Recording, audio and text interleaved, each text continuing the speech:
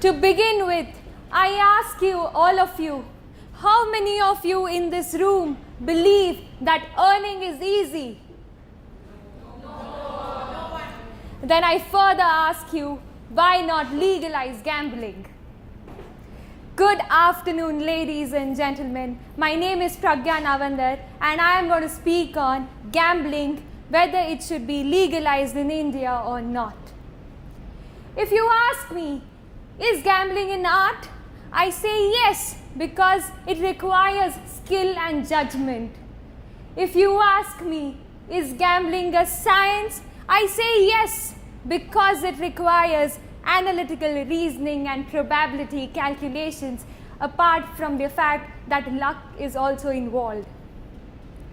Gambling has attracted not just the rich and the aristocrats, but also the poor and the downtrodden in its own way. The rich have left no stone unturned to gamble their way into the world, but the poor have satisfied their desire by resorting to unethical, illegal ways of gambling. At the end, who is at a loss? It is we. It is we, because there is rampant circulation of black money in the economy. It is these activities that are the major source of funding to the terrorist group.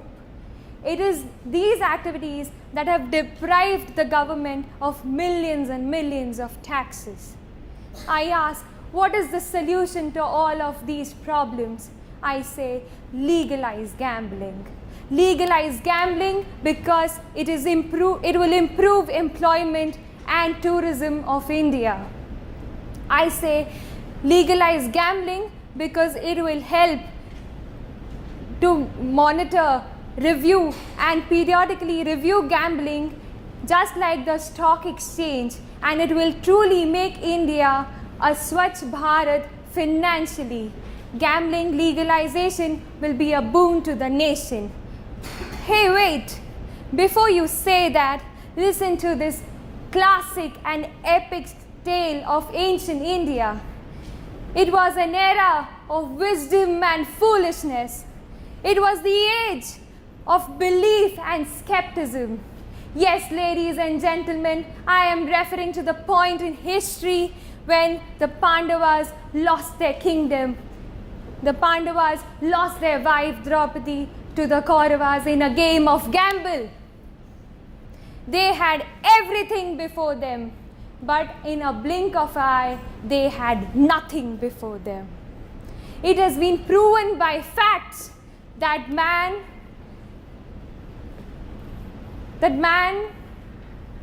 it has been proven by facts that man has lost his mind, that a man has lost his conscience, that a man has lost his wealth, and eventually a man has committed suicide due to rampant and uncontrolled habits of gambling. I ask each one of you, whether in your wildest dream have you ever thought more people coming out of gambling houses than temples? No. Had that been the reality, it would be the greatest catastrophe a man will ever witness. I say gambling is a social evil. It will never help in nation building. It will only shift money from one pocket to the other.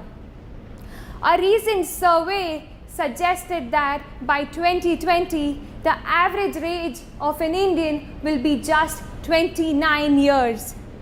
Do you realize the potential this has? India will become the world's superpower due to the strength of its demography.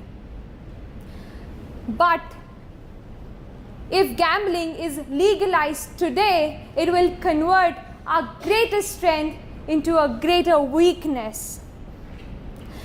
The young generation will resort to easy earning from gambling rather than working hard to create their own success. And the world around will say that India has digged its own grave.